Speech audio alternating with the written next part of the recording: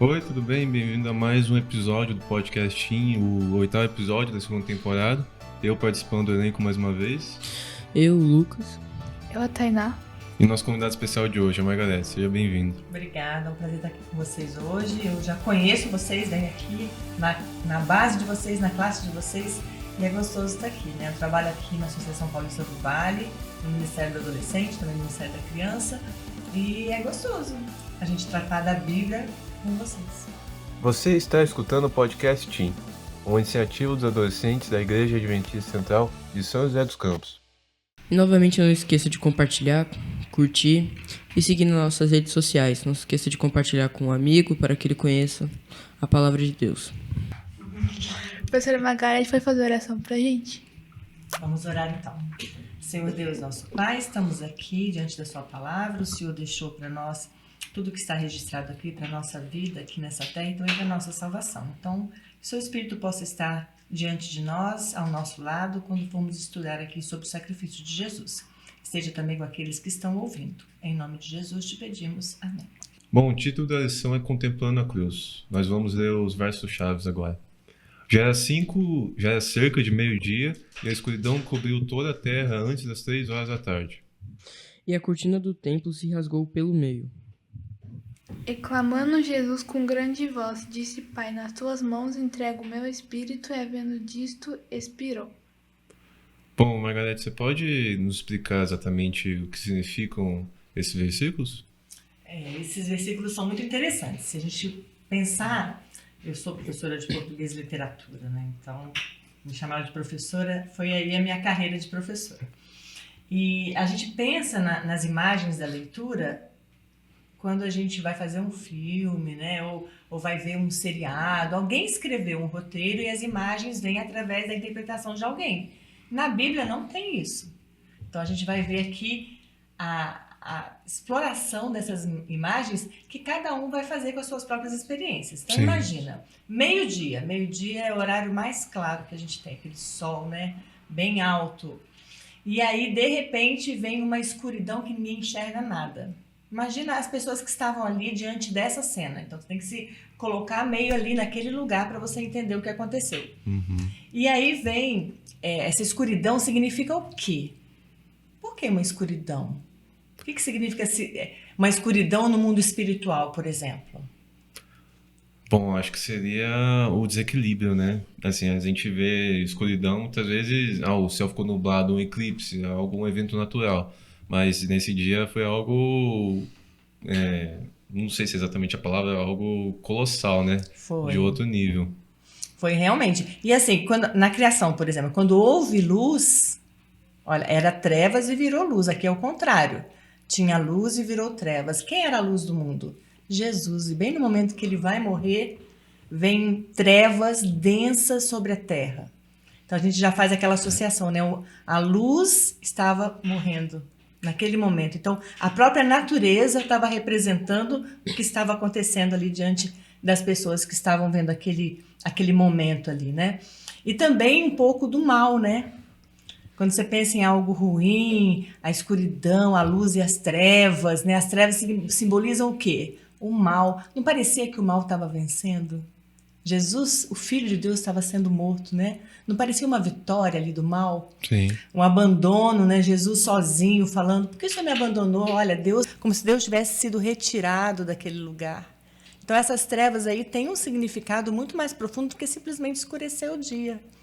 Né? Algo sobrenatural estava acontecendo ali e algo profundo e muito importante nessa guerra que a gente não enxerga, que é algo sobrenatural mesmo, né? E aí o afastamento entre o pai e o filho.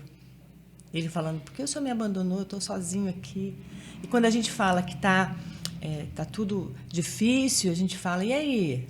Como é que tá? Ih, tá tudo ruim, tá tudo escuro. Não vejo luz no fim do túnel, né? Assim que a gente fala. A gente usa a expressão de luz como algo que tem solução, que está bem, que está confortável. E a ausência de luz, realmente problema, uma maldição, alguma coisa ruim na vida da gente, né?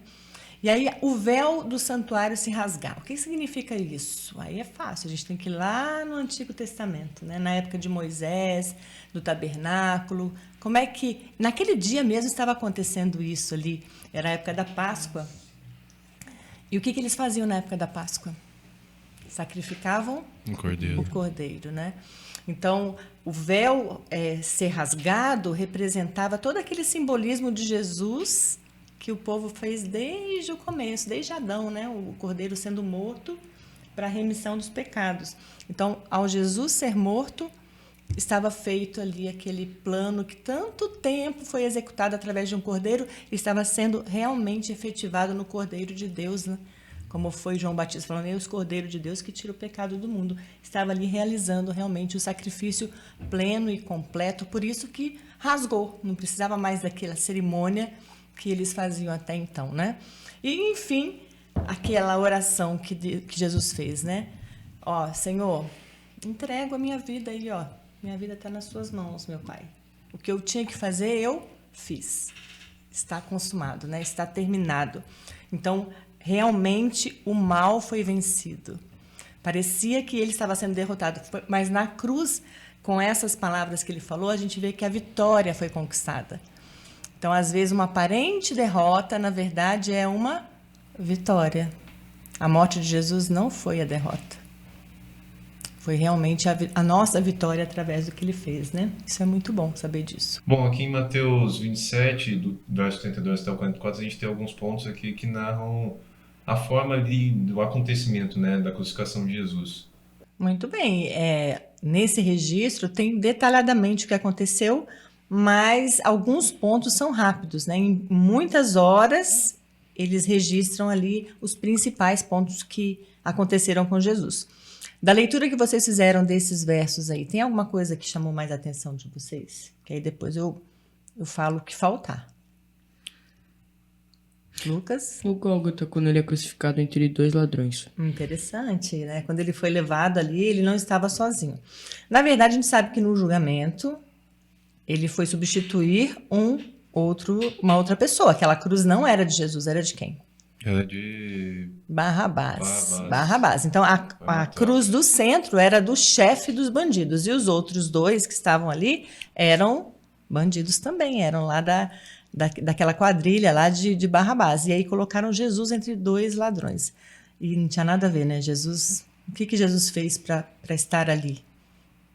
Né? Ele só fez o bem, né? Inclusive, ele falou... Em algumas ocasiões, né? O ladrão vem, rouba, mata, eu vim para que vocês tenham vida. Ele curou, ele salvou, ele fez os cegos verem, e mesmo assim condenaram Jesus num julgamento muito suspeito e colocaram ele entre dois ladrões, né? Antes disso, carregou a cruz e fez um monte de coisas, né? Você, Lucas, o que chama a sua atenção nesses versos aqui? Bom, acho que seria aqui a parte que ele foi insultado, o caminho até lá, né? Aqui até nos versículos dizem que ele, quer dizer, os guardas deram ajuda, pedindo para o homem que estava ali, o Simão Cireneu, né? Ele é de Cirene, né? De Cirene, a cidade chamada Cirene. Caramba. Aí ele é debochado ali, né? Até os guardas colocaram uma coroa de espinhos nele. Até na própria cruz dele colocaram: esse é Jesus de Nazaré, o Salvador do mundo. O rei dos judeus, o rei dos judeus. E pensando no que eu já vi, tem um escritor chamado C.S. Lewis, ele fez as Crônicas de Nárnia. Na segunda história, tem uma parte inspirada nisso, onde o protagonista, que ele representa um salvador também, no caso de Jesus Cristo, ele é crucificado, eles zoam, debocham dele. Eu acho muito simbólico, né? Ele permanece em silêncio e não reage. Acho que nem da natureza dele, né? O ser humano tem um instinto, mas ele simplesmente aceitou aquilo, ficou em silêncio. Ele escolheu aceitar, né? Na verdade, porque e ele foi desafiado. Se você é mesmo isso aí, o rei dos judeus, se você é filho de Deus, faz alguma coisa, salva você, salva a gente. E aí, você ajudou tanta gente, não pode se ajudar? Então, todos, né, ali estavam instigando em Jesus uma reação. Sim. E nisso vieram os insultos, cuspiram em Jesus, fizeram tanta coisa ruim, né? E esse homem que ajudou a carregar, o Simão, ele não acreditava em Deus, em Jesus, né, no caso. Em Deus, talvez, né? Mas os filhos dele acreditavam. E nessa experiência de carregar a cruz, ele pôde ver um comportamento que ele não viu em mais ninguém. Ele sentiu o peso da cruz e ali ele pôde aceitar Jesus. Olha como foi interessante essa experiência dele ali, né? Diante da cruz de Jesus. E você, Tainá, o que você achou aí? Eu acho que foi sobre o ladrão arrependido, né? Que mesmo condenado, reconheceu Jesus e encontrou a salvação nos momentos da vida dele. Muito interessante também isso, né? E a gente vê assim que os dois tiveram, a princípio, a mesma reação diante de Jesus. Ele também estava no começo falando coisas que não eram boas, né? De se ouvir para Jesus. Só que vendo toda essa reação de Jesus ali quietinho, sofrendo, né? A expressão de amor. Ele ouviu ele falando, Pai, perdoa, eles não sabem o que eles estão fazendo. Ele viu que tinha alguma coisa especial naquele Jesus e aí ele falou. E, inclusive, no livro, né, a gente vai ler ali quando vocês forem ler o Libertador, de que ele teria aceitado Jesus. Ele ouviu Jesus falando em alguns momentos, fazendo algumas coisas, e ele não aceitou por causa que foi impedido. Foi impedido pelos sacerdotes, que as pessoas colocavam dúvidas nas pessoas, e aí ele acabou saindo dali. E naquele momento, ele também aceitou Jesus. Então, essa história que é narrada ali em Mateus 27, 32 a 44, essa história real que aconteceu, ela está ali para a gente se identificar com o que Jesus fez por nós. Então, ele foi injustiçado, ele se entregou, ele se permitiu, ele foi crucificado, alguém ajudou ele a carregar a cruz. Aquela cruz, na verdade, não era de Jesus, era do Simão Cirineu.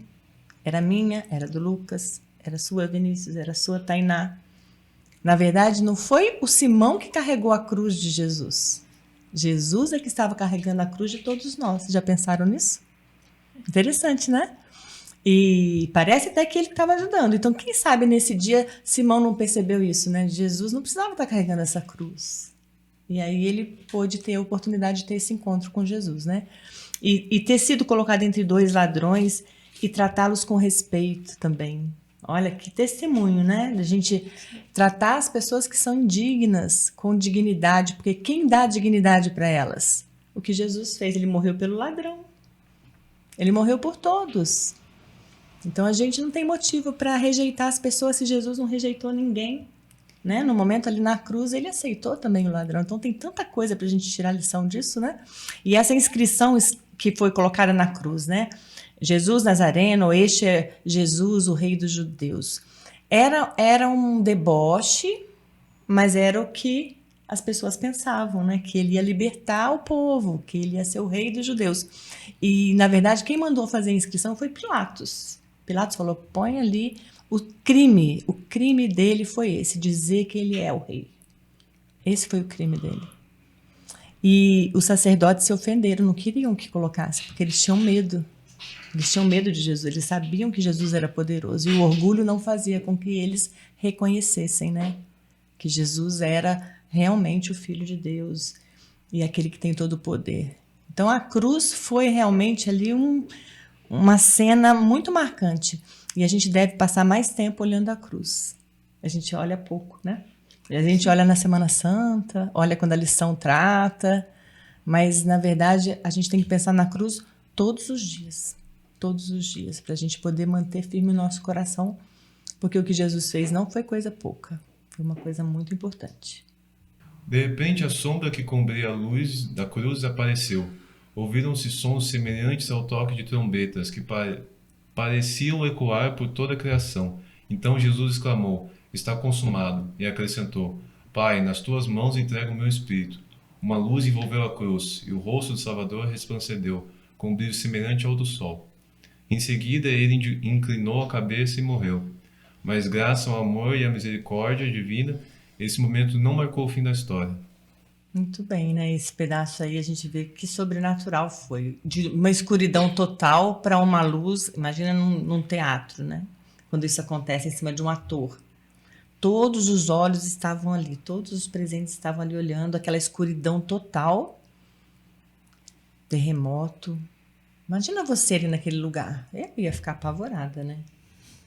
E de repente uma luz, do céu do nada vem uma luz e som de trombetas. Já viram o som de trombetas, né?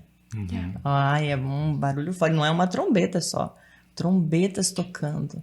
E essa luz em cima de Jesus, e ele bradou em alta voz: está consumado. Todos ouviram o que Jesus falou. E assim ele morreu na cruz. E aí, na sequência, né, eles foram fazendo algumas coisas, né? Eles pediram para quebrarem as pernas deles, né, daqueles que estavam na cruz, os sacerdotes pediram. E quando eles chegaram perto de Jesus, eles viram que Jesus já estava morto e não quebraram as pernas. Por que que isso aconteceu? Né? Lá na época do cordeirinho, como é que era? Não podia quebrar as pernas do cordeirinho também, né? Tinha que ser tudo inteirinho, né? Direitinho. E estava profetizado que ele não teria os ossos quebrados. Então, olha como lá no Velho Testamento tem tanta referência em Salmos, né? Nos profetas menores, desde lá Moisés falando sobre o sacrifício de Jesus. Então, não eram só os olhos de quem estava ali. O universo todo estava olhando para aquele lugar. A profecia de tudo, né? De tudo, né? Todos, a vida inteira, a história toda do mundo, os olhos estavam sobre o Cordeiro. Todos, né, olhavam. O universo todo olhou. Os anjos todos estavam olhando para o Cordeiro na cruz. Que era o Cordeiro Jesus, né? Muito bom isso, saber disso, né? Perfeito. Aí os sinais sobrenaturais, né, que eu falei com vocês. Realmente uma coisa assim que a gente não vê toda hora. A gente não vê. Hoje em dia a gente vê pouca coisa assim, né, sobrenatural acontecendo. Mas naquela época ali, com Jesus ali perto deles, era normal ver uma pessoa que estava morta reviver. A gente não tem o costume de ver isso, mas isso aqui foi algo que eles não tinham visto ainda, né? Tudo escuro, aí de repente vem a luz e aí tem tremor de terra. Isso estava relacionado ao sacrifício de Jesus, ao Cordeiro de Jesus. Só ter rasgado, né? Imagina uma cortina na sua casa, uma cortina que se rasga de cima e embaixo sem ninguém colocar a mão.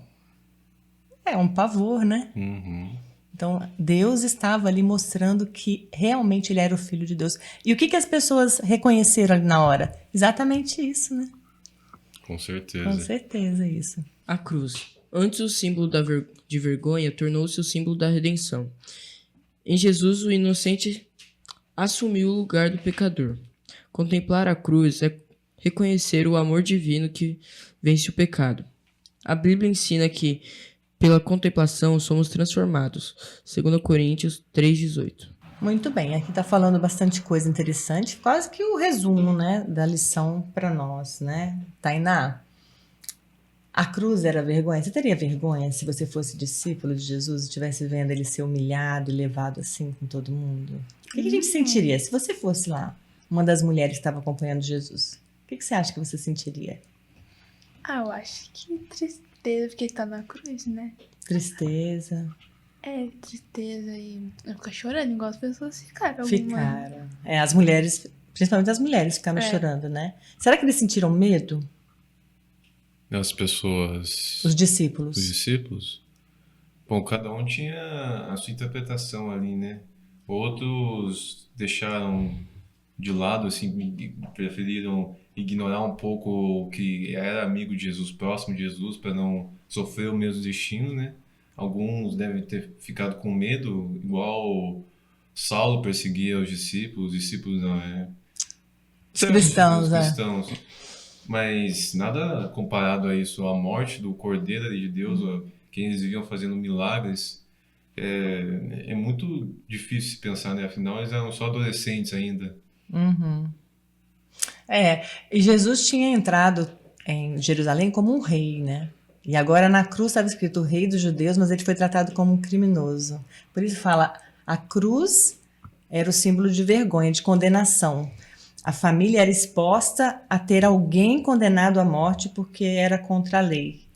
Então os discípulos estavam ali vendo uma pessoa, né, que tinha todo o poder, até para sair da cruz, sendo condenada à morte, uma morte vergonhosa. Só que a cruz tornou-se símbolo de redenção. Por quê?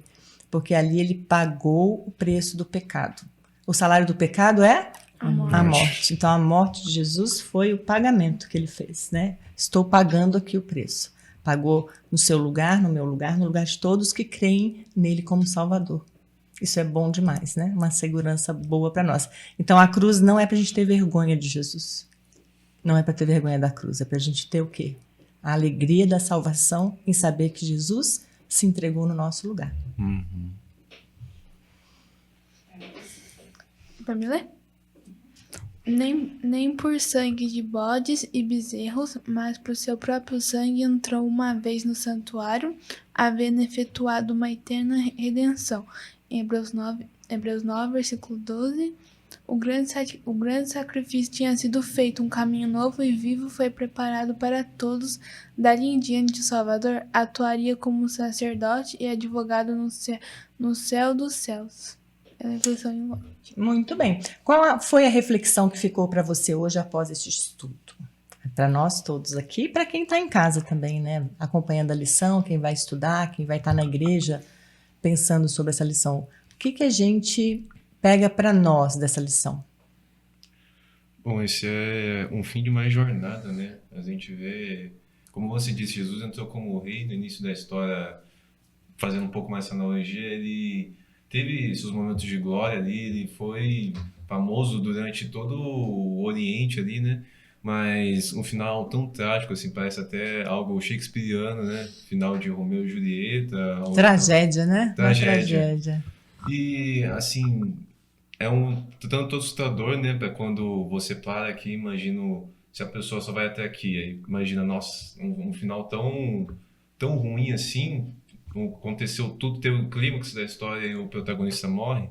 Mas para que a gente sabe de tudo, pouco até antes da história de Jesus, como você disse, Moisés, da profecia, até o fim, né? Depois que aconteceu aqui na cruz, é algo realmente extraordinário, né? A gente consegue ver